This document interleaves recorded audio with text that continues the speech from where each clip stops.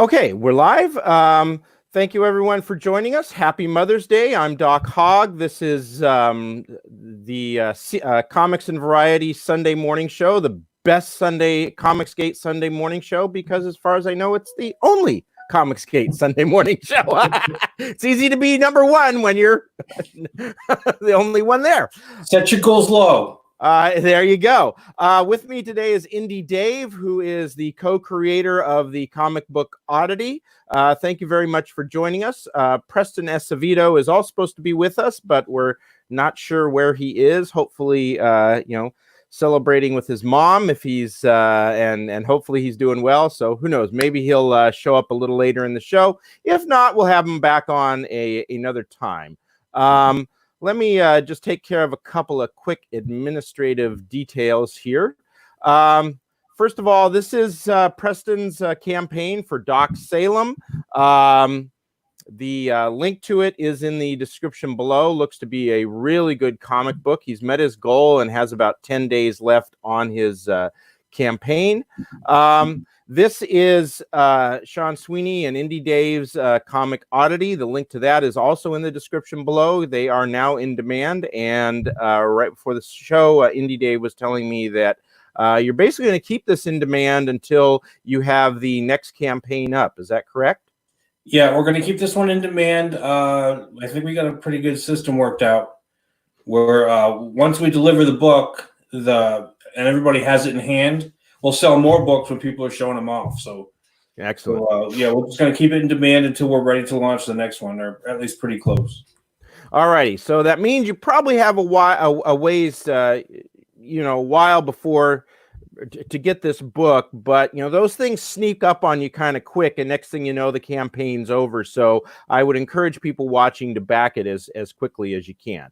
Right now, you're getting a really good deal because it's only $15. Only 15. Yeah, that is a very good deal. And what do you get with that? Just the comic? Anything right now, all the stretch goals are shut down, so you're getting just the comic.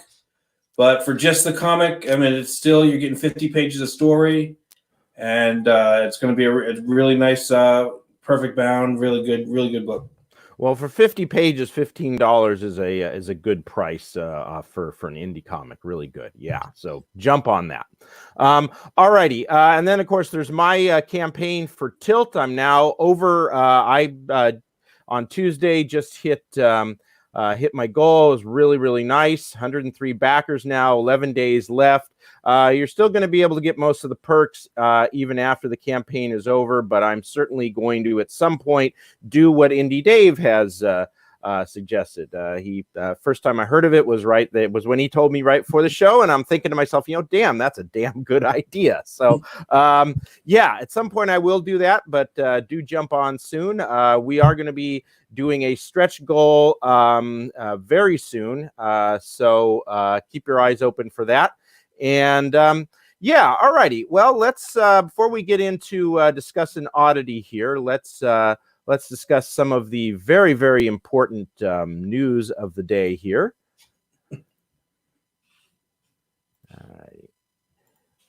Which is, first and foremost, is this woman can't wear shoes or go for a run because of her extra long toenails.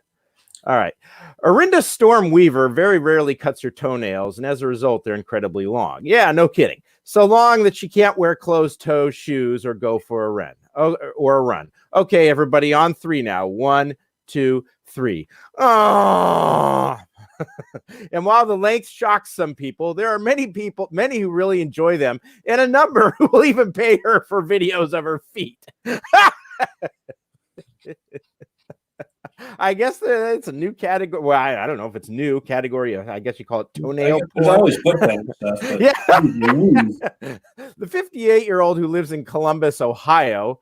That's not far from where. That's where your friend Sean's from, right? Ohio. Oh yeah, he's in there. I'll just say he's from Ohio. Maybe he's a personal friend of this lady.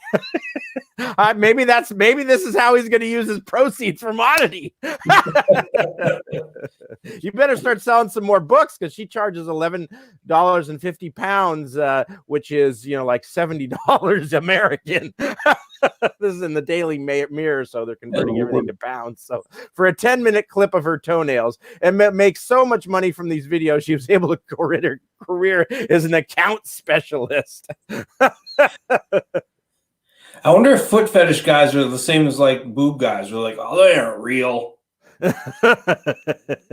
Well, I wonder if it's like what Stan Lee said about boobs and comics, that they're great to see on screen, but you'd rather have them in your hand.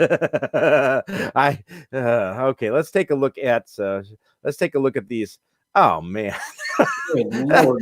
Jesus, that's nasty. That's kind of, oh Lord. Yeah, I'm actually, let's move on to a different story. I'm actually kind of creeped out now. That is freaking crazy. All righty. So let's talk about the very, very important news as to why I think personally it's really time to start ending the lockdown. And no, it's not because of the massive job losses that were announced on Sunday. It's because some people have apparently enough time on their hands that they're able to actually set a Guinness record for ping pong ball catches in shaving cream. Now, Dave, did you know there was even a page in the Guinness Book of World Records for this sort of thing? I'm surprised my record was broken. All right. Well, let's just play the video on this and see what. Oh,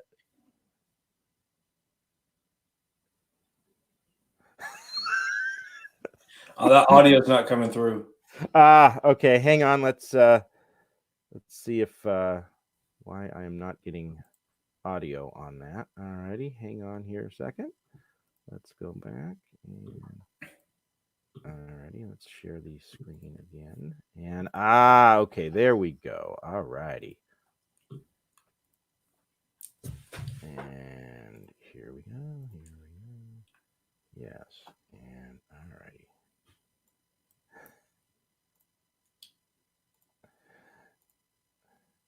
Coming in now? Nope. Really? Yeah.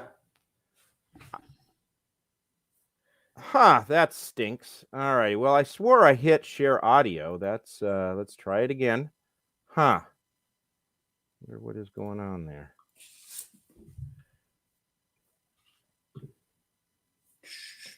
It says share audio. Okay, application stream. Okay.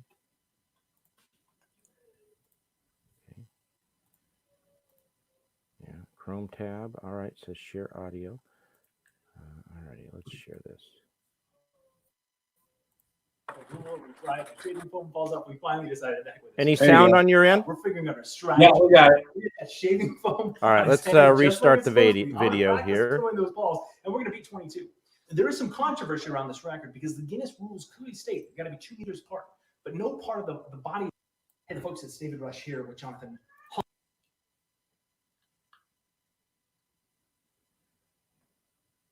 All right, let's try this and see if we still have audio. We still have audio? It's not playing right now, but we had it just a second ago. All right. Obviously, if I take it off that, I see what's going on. All right. Okay, let's just go back to this here, and we'll just do this. Hold on, Hannah. Audio now? Back with another Yep. record All right. attempt. The one we've been trying for months. It's so frustrating. We try it, we mess up a rule, we try it, the shaving foam falls off. We finally decided to heck with this. We're going all out. We're figuring out our strategy. And we're going to get that shaving foam on his head just like it's supposed to be. I'm going to practice throwing those balls, and we're going to beat 22. There is some controversy around this record because the Guinness rules clearly state you got to be 2 meters apart, but no part of the body is allowed to cross the line. This is generally interpreted, no part of the body is allowed to step on the line or cross the line and touch the floor. Guinness responded back with clarification, no part of the body may cross the line. However, when Dude Perfect did this, Tyler Toney's arm is completely across the line, and it's obvious.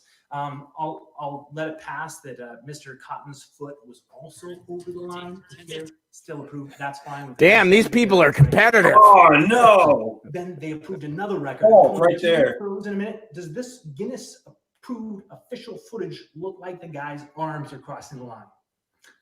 Yeah. I'm going to say, if he can do it, so can I. His current record is 22.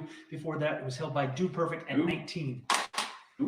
Well, I'm trying to decide between the Barbasol Thick and Rich Original or the Barbasol Pacific Crest with caffeine and menthol. Oh, with caffeine. Caffeine and menthol. God. They're crazy hipsters using caffeine in their freaking shaving cream. Well, they're too health conscious to have coffee and cigarettes, so you got to have it in your shaving cream now. Whoa.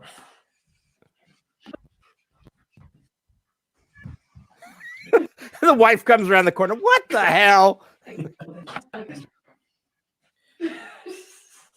Man, that arm over the line thing is super cheating. That is no way 6 feet. Yeah, no kidding. They should sue. Yeah, you need a lip. Wow. Yeah.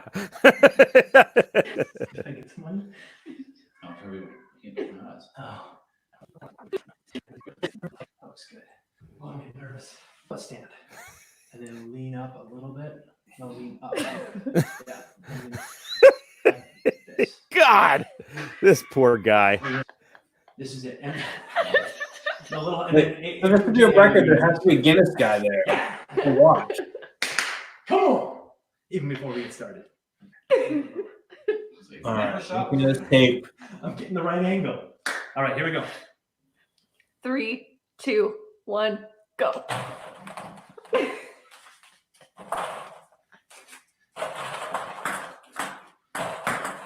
That's barely 4 feet. Yeah, I don't think that's 6 feet there. Nope. There's no way that should count as a record. Is there time in it, or is it just how many? Is he allowed to put more shaving cream up there? I guess. Yeah, I haven't seen the official rule book. 1. No, I don't think I'm going to bother either.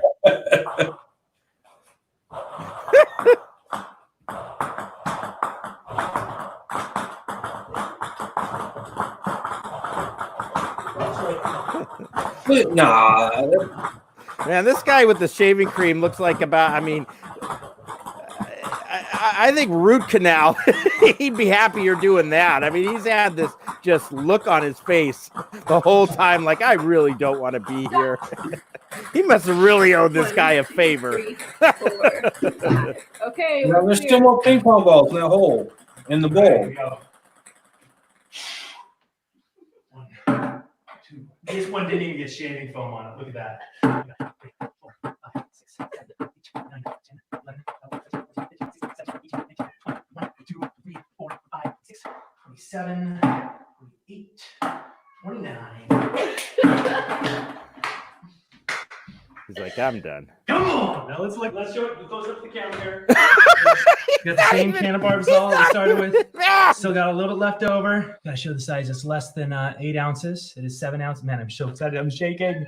It's 7 ounces. And they're all IGTF approved table tennis balls right here. Yeah, what is this? A glamour shot? Yeah, this is a glamour shot. This is what I'm talking about. Glamour shot right there. Okay, now we gotta measure. It's got 29 table tennis balls caught in the foam on Jonathan's head.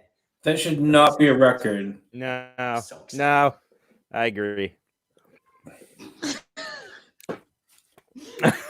I mean, look at this guy's look on his face. That can't be official anyway. There has to be a Guinness guy there. What is this, a glamour shot? Let's see if we can find the guy. The look on this guy's face. Now let's show it. Close up the Yeah. He's just not happy here. Oh man, let's see. camera here.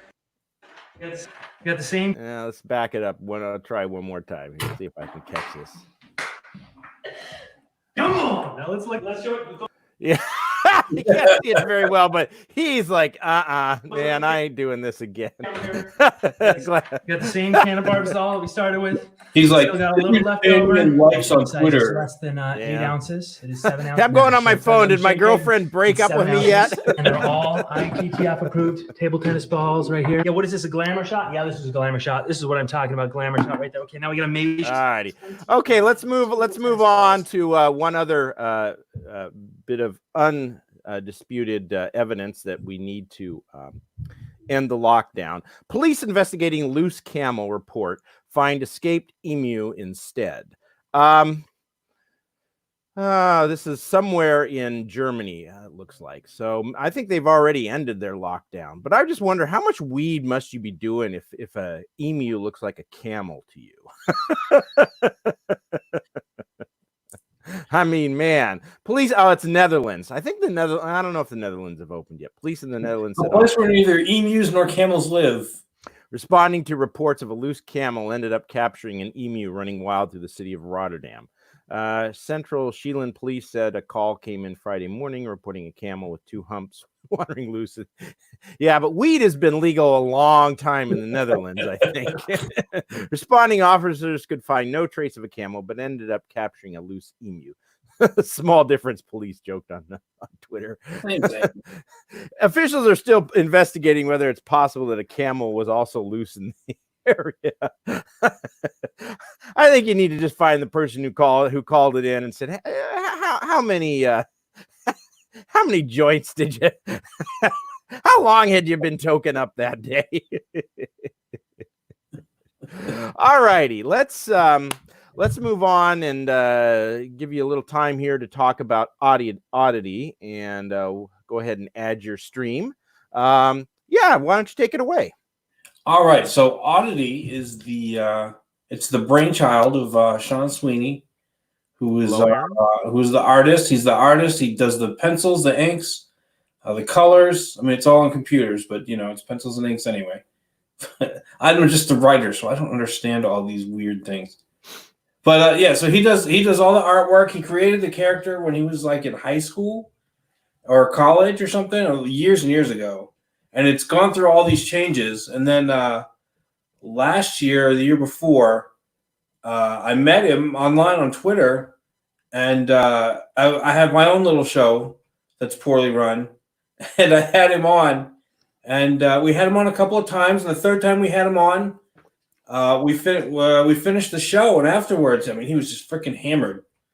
But afterwards, he was like, "Hey, man, you want to write the book for me?" Or he goes, "You write comics, right?" I'm like, "Oh, yeah, I've written a couple of little things." And he's like, "You want to write my book for me?" I was like, "Yeah, sure." And he was drunk. He was drunk, so I'm thinking, oh, he must have gotten into a fight with his writer. And by tomorrow he'll be like, "Oh, I'm sorry, man. No, we're good again."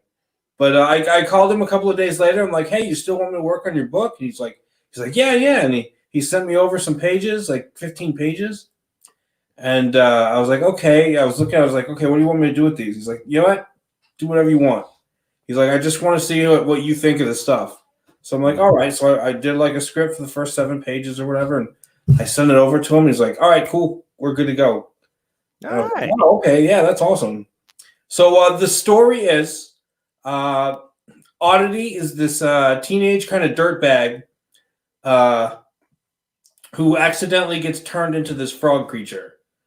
And like if Peter Parker is a high school science nerd, Oddity was the kid that was smoking under the bleachers. Right, so that's his deal. He's a freaking dirtbag, and he gets turned into this frog creature.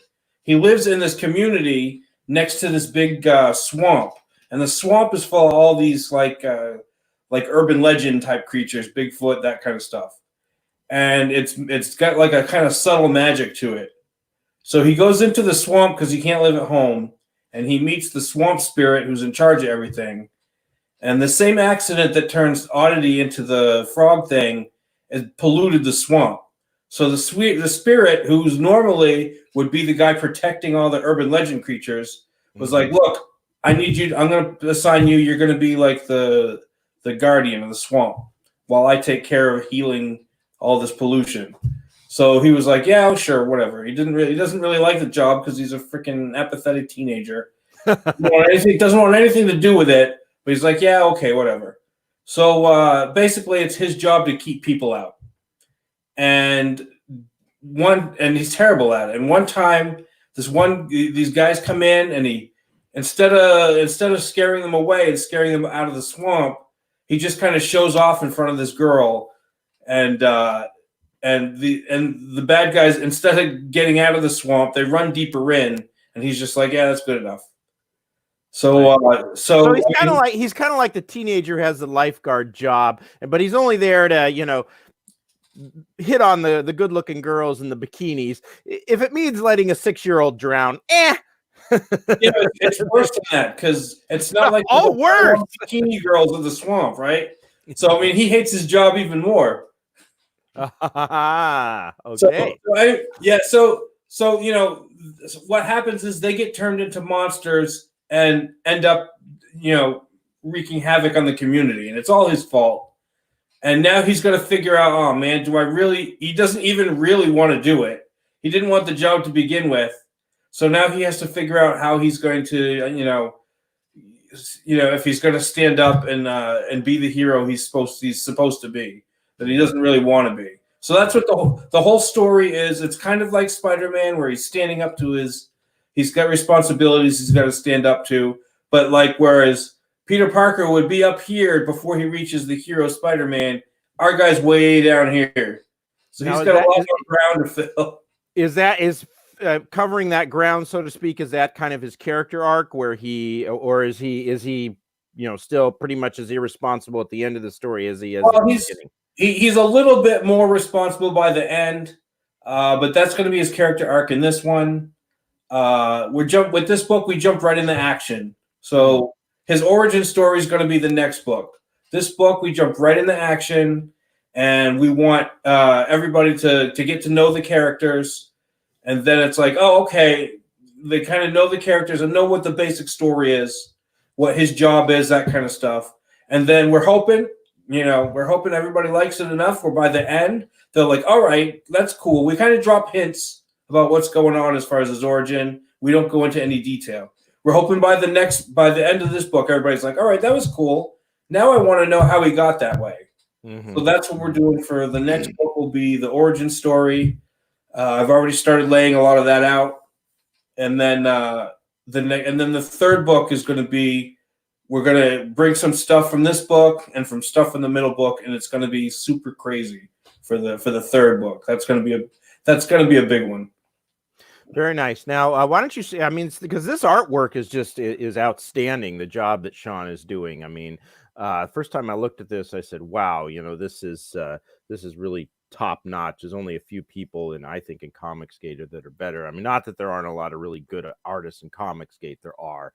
But I mean, this is the only folks that I see that rival this are like Dan Fraga and of course, Ethan and a few others. But no, I mean, the frog there is just outstanding. Use the pun. He jumps off the page. That's what really got me. It's a very exciting, dynamic poses. Mm-hmm. And he was big into like McFarlane Spider-Man and that kind of stuff. And that's where he drew Ethan at one point, jokingly accused him of stealing one of his bits in one of the pictures, and he brought back evidence. He's like, "Look, here's this picture from 2015," and he goes, "I actually stole it from Todd McFarlane." And that's what it was all about, really. It was about creating a character where you could do all those kind of dynamic type poses. And he's like, "Oh, what kind of animal would be good for that?" And he came up with the frog thing, and it looks really cool. You want to just play the video? Yeah, go ahead. Yeah, we'll play the video. Let me get that set up right here. All right, so McCall, Louisiana.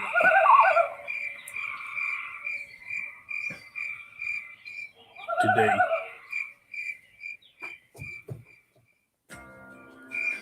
By day, the swamp is like any other.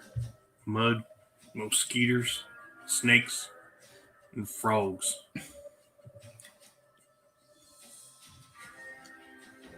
But at night, the swamp is foggy and black as pitch.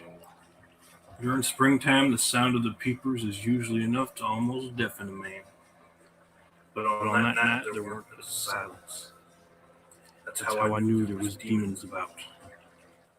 Then something moved in front of my spotlight. I think it was stalking me the whole time. I saw it with my own 2 eyes. Luckily, I was prepared to defend myself. Suddenly, it jumped at me from the dark. I shot at it, but it disappeared, like a ghost. But I could still feel its presence, while psychic-like. I stayed alert. No swamp demon was going to get the best of me that night. Then from out of nowhere, it attacked. It was all teeth and claws, roaring like some kind of angry grizzly bear. Then it was on me. I could feel it clawing at my face. I fought it as hard as I could. We wrestled for 10 minutes, but I finally managed to throw it out the boat. I was getting my bearings after the fight when I opened my eyes. I saw a row of reinforcements. I was completely surrounded.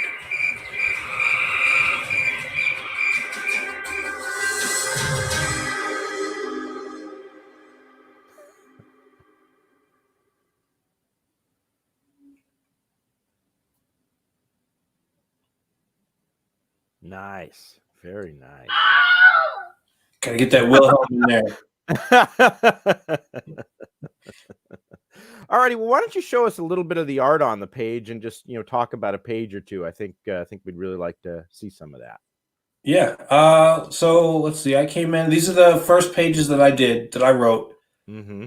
This first page he hadn't done yet. He started with, I think this was the first page that he handed to me. Mm-hmm. And after I looked at it, I said, well, we need a good establishing shot. And he just knocked this out, and it was just awesome. The colors are cool. Mm-hmm. It's got the little factory in the background. That's the hint to the origin.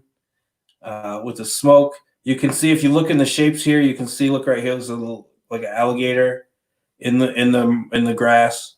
Ah, all right. Yeah, so he threw a lot of that stuff in there, and he just freaking worked. He worked like a week on this picture, and it was came out really good. So this was the first thing I was like suggested to him. Like, all right, and then a lot of this. I don't know, not so much this, but some other pages later on. I didn't have him change any of the art, but we moved some of the panels around to make the narrative a little better. Well, I just love the detail there with the guy, the face and the sunglasses and the little, crevices around the eyes. I mean, that's just, those are those nice little things that, after a while, when you really start getting into a comic book, they really stand out, and all the little veins in the eye there. And it's really, really nice. Yeah, these are like all the stuff. This is stuff he turned into me first. And I was like, wow, holy mackerel.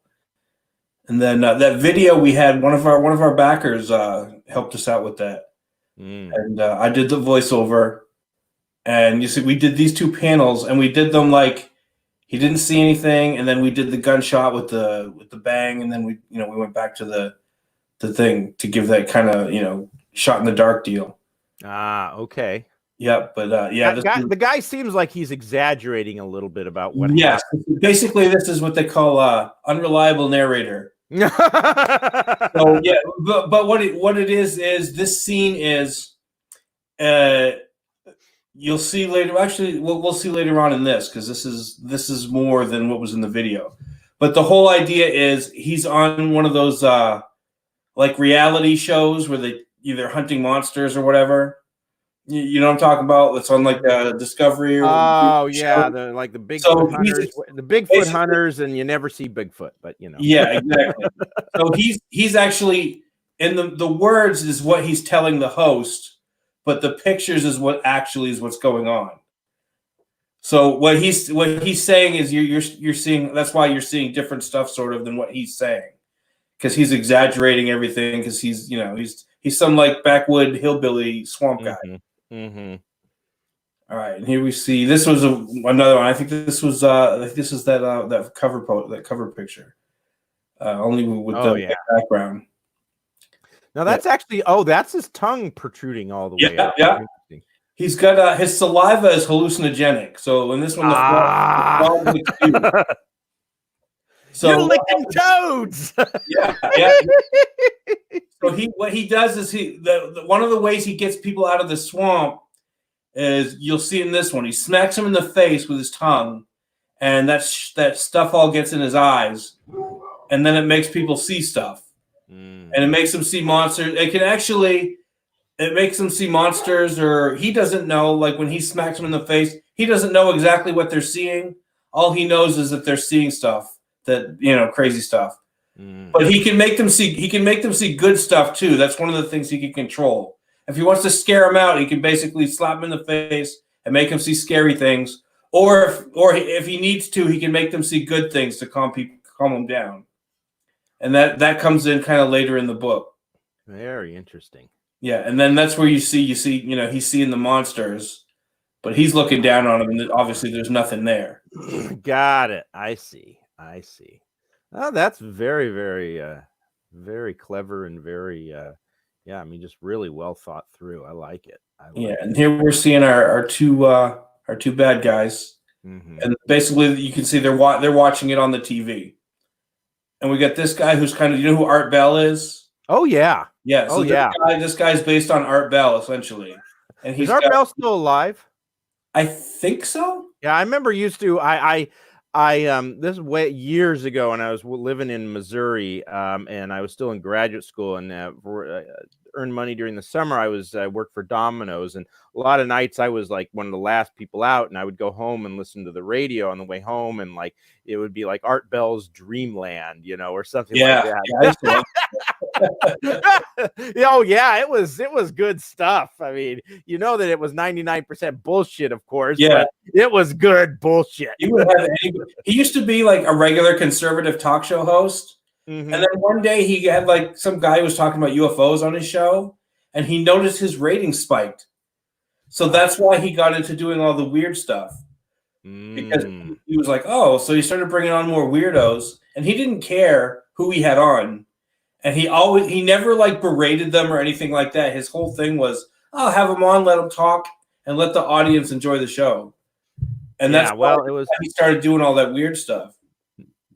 Well, it was very weird, but very entertaining. Oh yeah.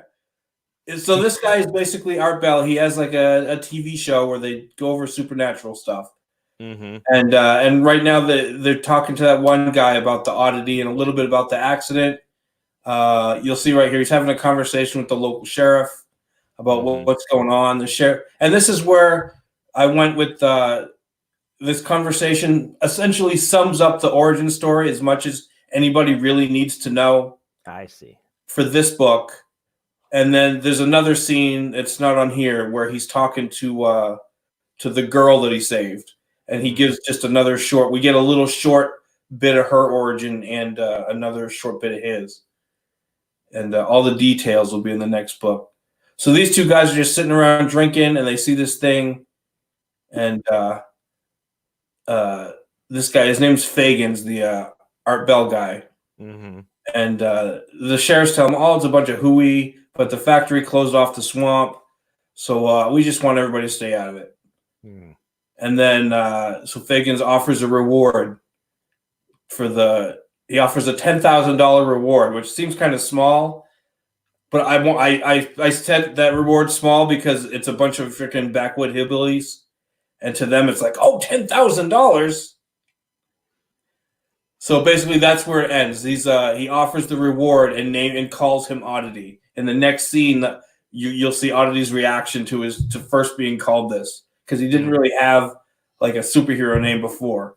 In the next book, we find his real name. Interesting. And then this one, I'm hesitant to show this because we don't have this available anymore. With that, now go ahead. I know what it is. Go ahead.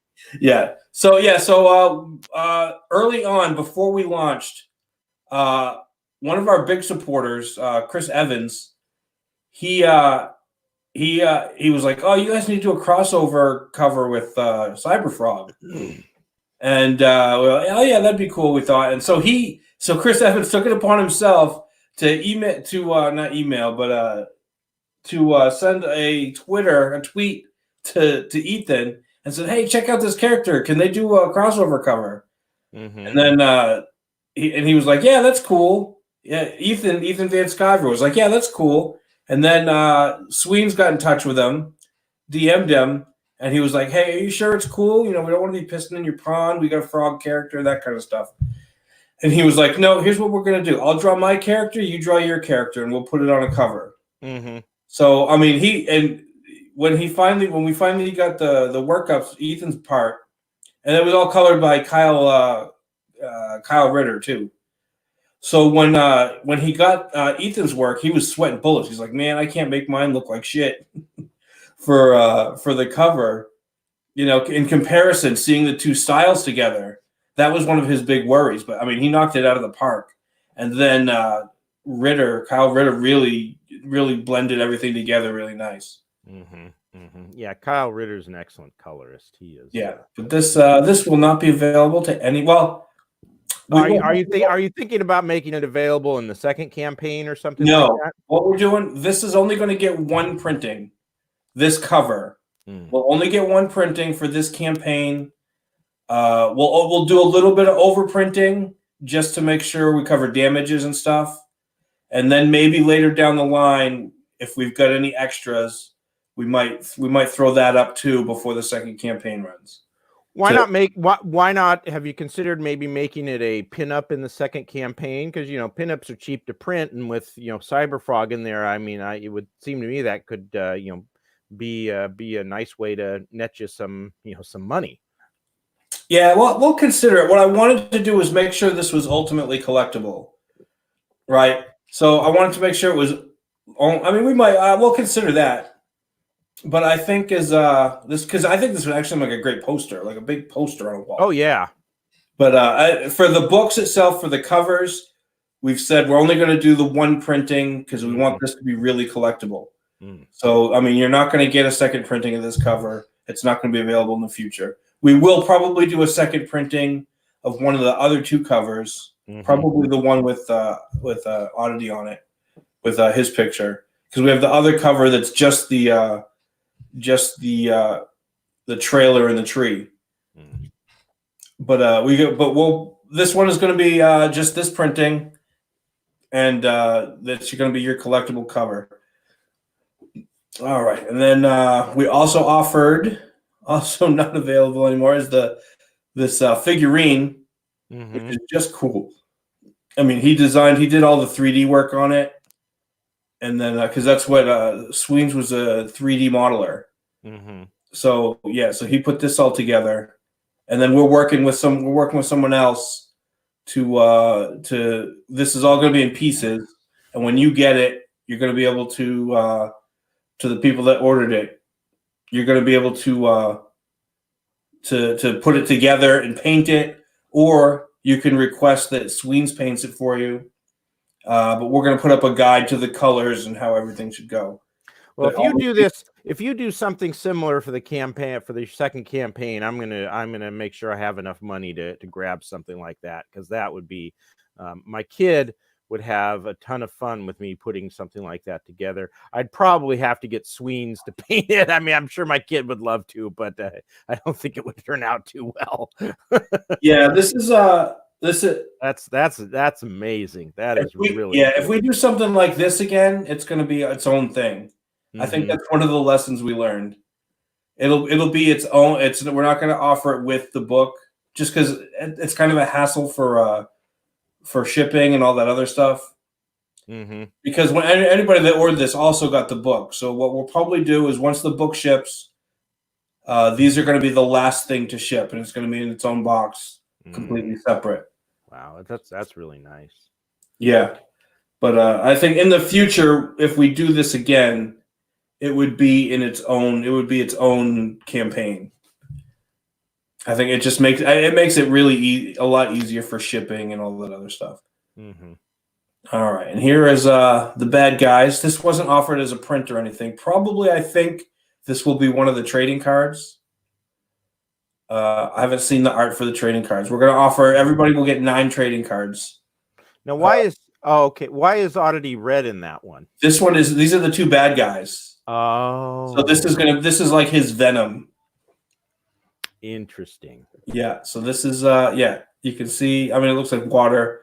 He's got like a toxic touch, so he's like a poison dart frog kind of thing. Interesting. Yeah. And, So and the other guy, I guess his thing is brute strength, right? Yeah, pretty much.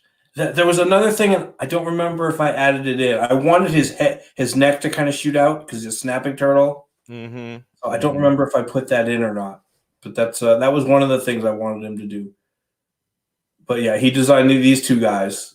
So very nice. and he had some like obviously Ninja Turtle influence a little bit. Mm-hmm. But, I mean, he made it much a lot different. Wow. Yeah. So these are the two guys he's going to be fighting. Here's your broken toy you're going to get in the mail. But basically, that's how it's going to look when you get it in the mail. It'll be all in pieces, and there'll be like a little guide of how to put it together. Everything only fits one way, and then you'll be able to paint each individual piece. And again, I think we're going to offer like an online guide on how to do that. Very nice. Yeah, we got this one. This is Donald DeLay. Did a Team Monster pinup for us, and we got a Shinobi Sasquatch and Monster MD in there because we've been supporting each other, helping each other out, and we thought it'd be cool to have a Team Monster pinup for that. And hopefully it's good advertising. Maybe And Preston, where are you, bud? Yeah, hopefully that works out for those two guys too. Give them a little bit of advertising. Yeah. Well, no, hey. Yeah, and this guy was the guy that did this. He works in Cartoon Network. Mm-hmm. I guess he went to art school with Sweens, and he worked on Adventure Time. So he was one of the artists on Adventure Time and did his own. One of the things Sweens really likes is when people put their own spin on his character. Mm-hmm.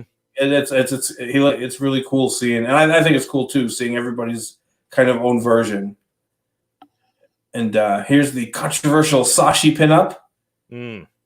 And I don't think there's anything controversial about it at all. I think it looks awesome. That's one of my favorite parts. Yeah, she's got a frog resting there. Who cares? Yeah. Works for me. Yeah, I tried to work the little frog into the book, but is that like Mountain Dew she's drinking, or something a little more toxic? It's it will have something to do with the story. Okay. Not that Mountain Dew isn't incredibly toxic, but let's see. And I think we got these pins, which that was one of the stretch goals, and this really cool patch. We're doing a little bit tweaking on it, but this is more or less what you're going to get for the patch. This was our last stretch goal that we made just before we took down all the stretch goals. So everybody that got in on the stretch goals will get all those cool stuff, all that cool stuff. That's sweet. All righty. So yeah, you can now get the comic, just the comic, for $15. It's really it just really looks fantastic, and you're going to be in demand for quite some time. But as I said earlier, those things you still probably have a lot of time to get it, but those things, deadlines like that pass by faster than you think sometimes. So if you haven't backed it yet, I would get on it. So, all righty, why don't we just talk briefly about our the last topic we were going to do here. Hang on here just a second. All righty. Yeah. Seems that some stuff has been going on with Peter Simeti, who does Alterna Comics, and if you don't know what happened with Simeti, and let me just say, I don't know Peter personally. Everything I've seen about him seems like he's one of the genuinely nice guys out there. Not only is he just a nice guy, he generally is trying to help the industry. Oh, absolutely. He's doing his own thing, but at the same time, he's like, look, and he's being totally public. This is what I'm doing. This is what I think about this. I think comics should be back in the stores, in the spinner racks. He's like, look, I got a low price. I say, hey, they're newsprint, but they're low price, and it's an easy way to get into comics. Well, yeah. Hi, Tank Ferret. Hello, Cult Film Video. Thank you for showing up. Yeah, I got on his he does this Monday stream where he gives people 5 minutes, and of course it always turns into longer than that for most people because Peter's really nice about it. I got on there about 3 weeks ago, and then about last week a friend of mine's like, no, go on there again. So I tried to get on. He didn't let me on that time. And I'm like, well, yeah, because he's trying to give other people a chance. Yeah. Okay. Which, it didn't bother me at all. And it shouldn't bother me at all because, like I was on there 2 weeks ago. Hey, other people need a chance to promote their stuff. He's really, to me, that's just one more indication that he's a real solid guy. So something's going on right now. And from what I understand, he had to contact the police to let them know he's received some new swatting threats. And if you don't know, on the off chance you don't know what swatting is, there was someone calls the police in your area, tells them that you're doing something that they need to respond to, and it puts you that you're not actually doing, it's fake. Basically, somebody calls into the police and they'll be like, hey, so-and-so's beating his girlfriend, or they'll pretend to be the girlfriend or whatever. Yeah. Or they'll pretend to be him, and they'll be like, yeah, I just stabbed my girlfriend. Come over and get me. Really crazy stuff. Yeah. And then the police show up, guns ablazing, or at least guns out.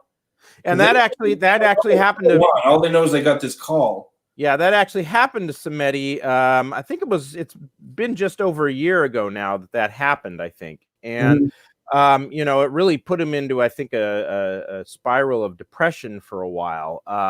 Now, part of what set that, actually, I guess this would have been about a year and a half ago, is that Peter decided for Alterna Comics he was going to set this policy that if you work for Alterna, he didn't want you using a block bot or a blockchain on your Twitter account because if you do that, you're blocking customers. You're blocking either people who are currently customers or potential customers. And a lot of people, a lot of the SJWs really took, here's one, who interestingly enough backed my comic book. But at any rate, Alternative social media policy is, in my opinion, an indication that they care more about appeasing bigots and harassers than about the well-being of their creators. That makes them a shitty company in my book, and I don't buy comics from shitty companies, which is certainly her right. But I mean, that's not why Peter did it. Peter did it because he's trying to take care of the customers. He's trying to run a business, and like you said, it's a business that's trying to drive down the price of comics for people again and get the get the stores moving. And he's just, he says, look, I mean, and you understand why he did it. And he does, look, if you're getting harassed by someone, he's more than happy to let you block them or mute them. He just doesn't want this blanket thing where, for every 2 people who are harassing you, you block 10 customers or 10 potential customers. You understand why he did it. But because he was getting all this harassment, and it was shortly after that he got swatted. Now, one of the things that has been is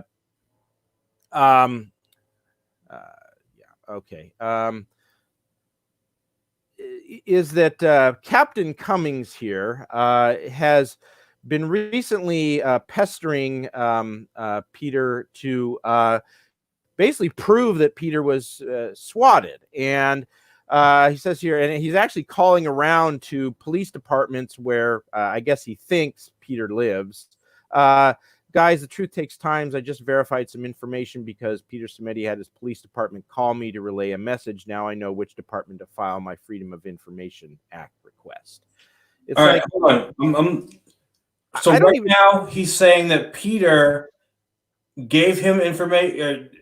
He's saying that Peter has apparently contacted. My understanding of this, limited as it is that Peter contacted the police recently because he was worried that he was going to get swatted again. I don't exactly know why he was worried about that, but you could understand that if it happened once, maybe he's getting online harassment.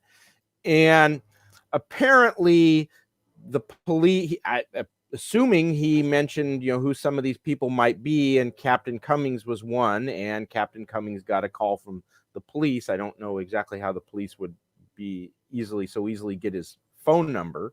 But I mean, I assume that I assume that they can, the police can do that, but I don't know. It seems a little weird to me. And so the police called Captain Cummings, and I mean, that's the other thing. Yeah, Tank, it only happened on a live stream that Samedi was doing. I mean, he had to, there. He had to, there, and the guy that was he had a guest on. Yeah. DMI. And he Gabagool, and he was talking to him at the time. He was a store owner, so he was talking to him about business stuff, or at least if not business, just industry stuff. And it happened right in front of him, essentially. It's stupid. And here's the thing about the whole Captain Cummings things right now. Mm-hmm. Peter, to my knowledge, didn't start this, didn't come after Captain Cummings and start picking on him. The whole reason that Captain Cummings is doing this is because Peter has been buddying up with Ethan. So the whole reason that this suddenly came up was that is that Captain Cummings is, I don't know if he's jealous. Probably, I won't say jealous because he claims to not like Ethan or whatever. I'm not going to say he's jealous. Well, my understanding is that he really wanted Ethan to do a project with him, and that and Ethan, I don't know if he didn't respond or didn't respond fast enough, which is kind of the same thing I understand with Preston Poulter, is that he didn't give Poulter the attention that Poulter felt that he deserved, and so ever since then, it's like, guys, so he didn't pay attention to you. So the fuck what? I mean, get on with it. You don't, I mean, I've gotten minimal attention from Ethan Van Sciver. And now that Ethan started this new policy of you have to fulfill one campaign first before you get, now I'm not going to be able to get on his show. Before he'll have you on his show. Now I can't get on his show. Oh, well, I mean, Ethan's decided to up his standards, and I understand why he did it. Get out there and make your damn comics and do it without getting on Ethan's show. There's loads of other shows that'll help you promote. But at any rate, I'm getting on a diatribe here. But yeah, I mean, so it's just it seems really petty and and malicious. And what really interested me was some of these tweets where where Cummings is screen grabbing here from that umbrella guy. That umbrella guy is claiming that someone's about to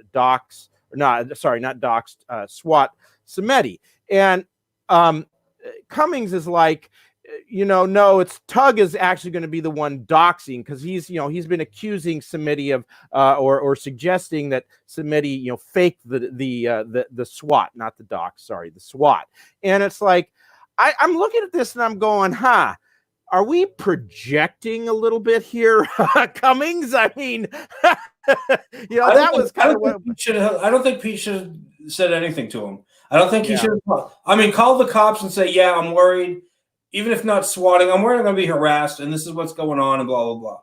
Like I said, the whole reason this started recently is because Cummings upset.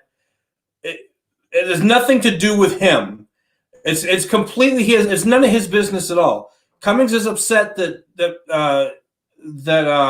Pete and Comics Kid have been suddenly buddy. That's the whole thing. It's not even having to do with jealousy or whatever. It's just now he's upset about it. And he feels like he has to stick his nose in it. Petty, just it's stupid. And the whole thing about the fact that the cops called him should be enough to allay all of that. Now he wants to see exactly what happened. I'm going to tell you exactly. I'm going to tell you what's going to happen. He's going to get whatever info from the police if they decide to give it to him. He's going to get whatever info, and then what he's going to say is not that it didn't happen. He's going to say that Pete must have called it in himself and launched the swatting on himself. Yeah. And then when that's proven wrong, he's going to be like, "Oh well, he couldn't have done it. He must have got a friend to do it. Yeah. He got a friend to call the cops on him." That's how it's going to go. Yeah. He's not ever going to admit that he was wrong and that something bad actually happened. But these were two other very interesting tweets to me, where he says people want this lockdown evidence that Samedi swatting didn't happen. The fact is that I don't want to be too specific because Peter Samedi will then be angry that I've doxed him. I don't even know if I should show the police statements because of this. Now, my first thought was, is he saying that he actually has the police statements, or is he kind of anticipating that maybe the police statements will show that in fact Samedi was doxxed, and so he doesn't want to, end up with egg on his face, having to admit that yes, Samedi was really doxxed.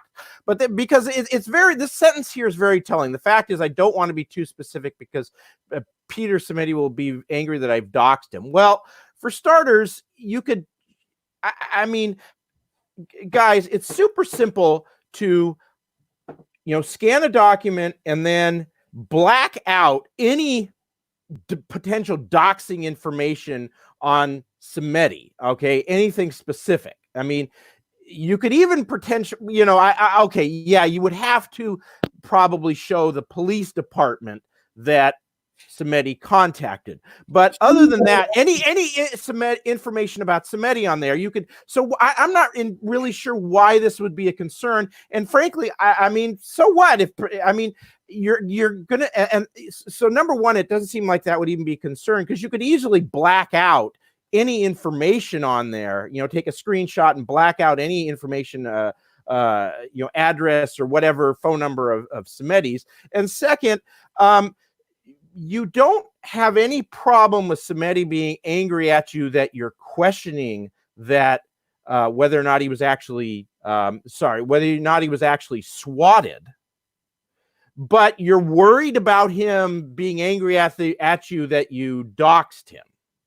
Yeah, this thing just, I read this and it's like, man, alarm bells went off that this guy is so full of it and is just, and some of the police departments declined to give a statement. It was not worth their time. The opinion is they can't. What? I mean, if they don't have, I mean, that's very weird. I mean, a lot of this stuff, if you ever go on a police department's website, I mean, it's not particularly difficult to track down some of this stuff. I mean,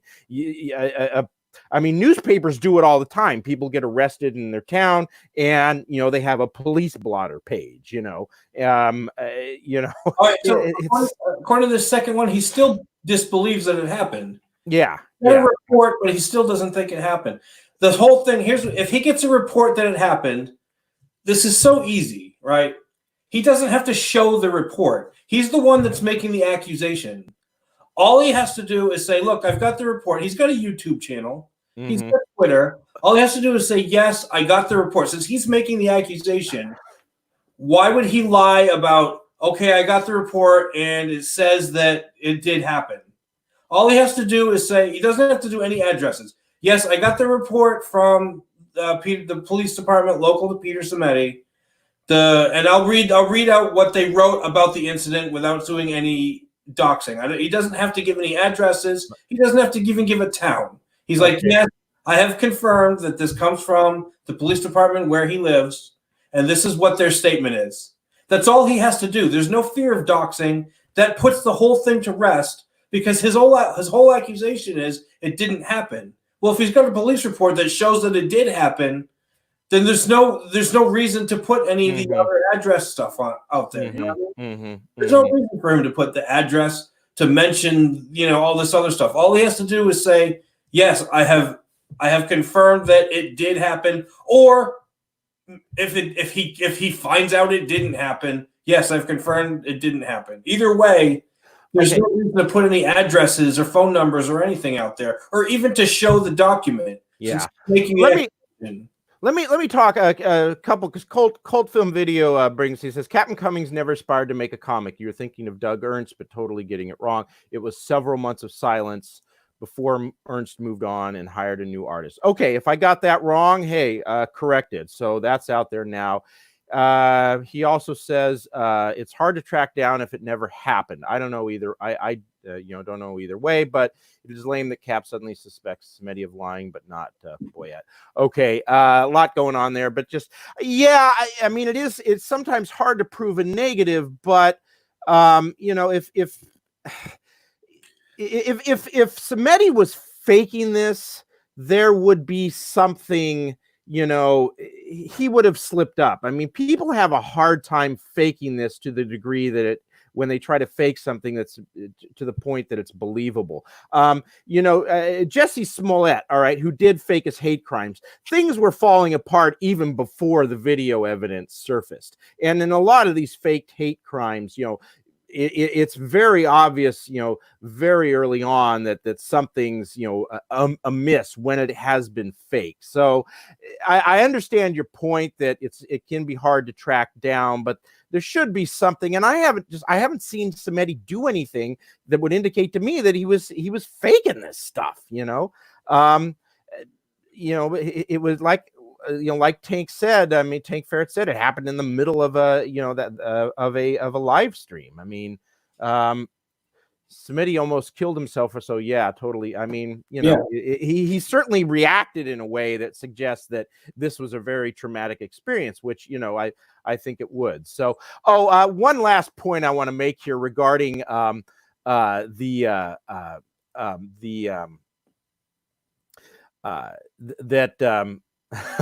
Cummings has a YouTube channel. Let's see here. Okay, because it says subscribe to my YouTube channel about comic book history. All right, so you go over there.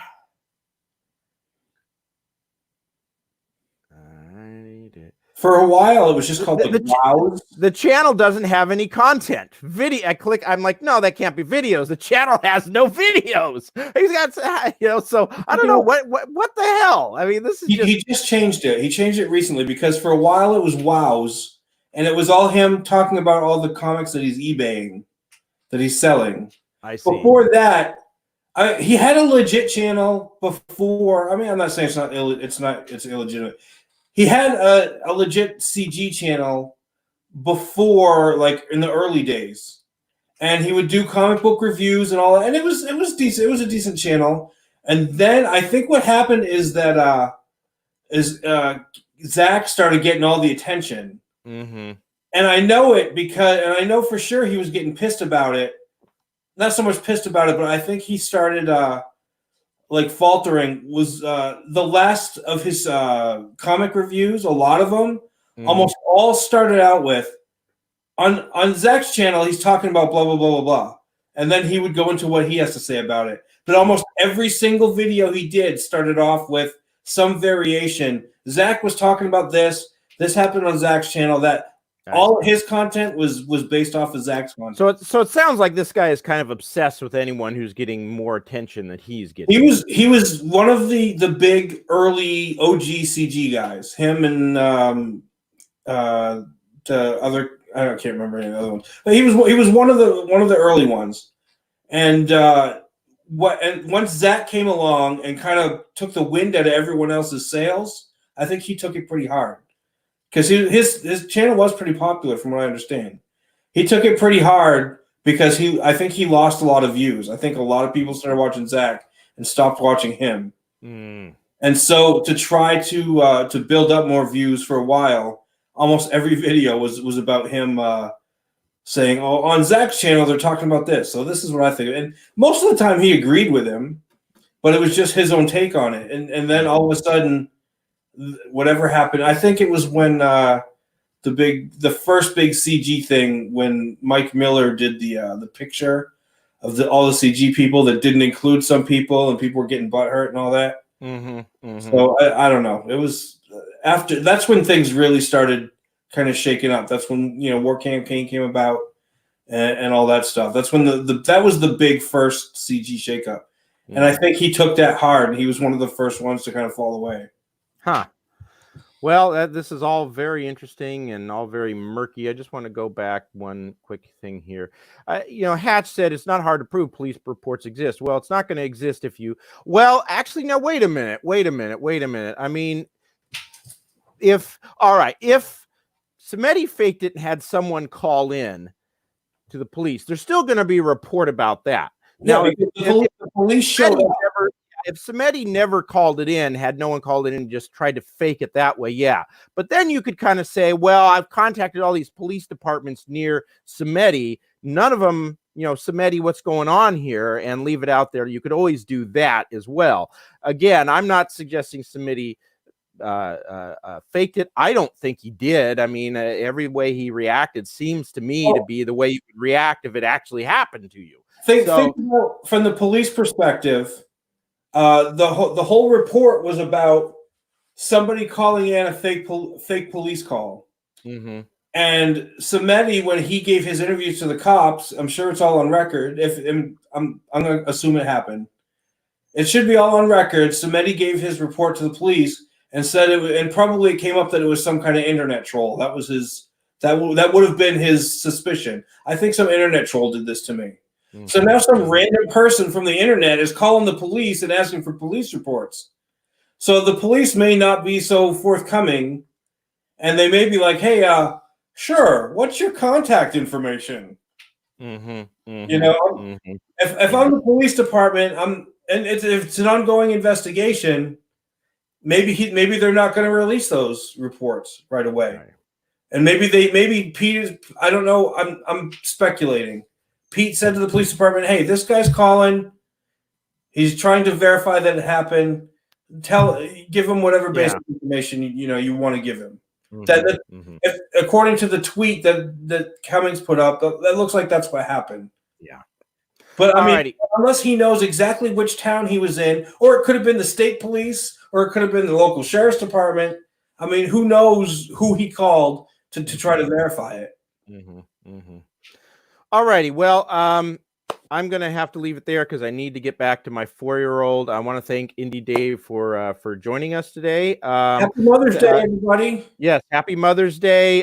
Just say this, there's some really noxious people on Twitter. So if you ever get a chance to thank some awesome creators or something like that, there's been a lot of those tweets going around lately. They're really nice. They show the best side of Twitter. I'm just encouraging people to do that more when you get a chance. Otherwise, happy Mother's Day. Be sure to back Oddity. Its link is in the description below. We were supposed to have Preston Acevedo on, but we'll try to get him eventually. Doc Salem's link is there as well. But again, do back Oddity. And thank you very much, everyone who showed up. I really appreciate you stopping by. Bye, everyone. Thanks, everybody.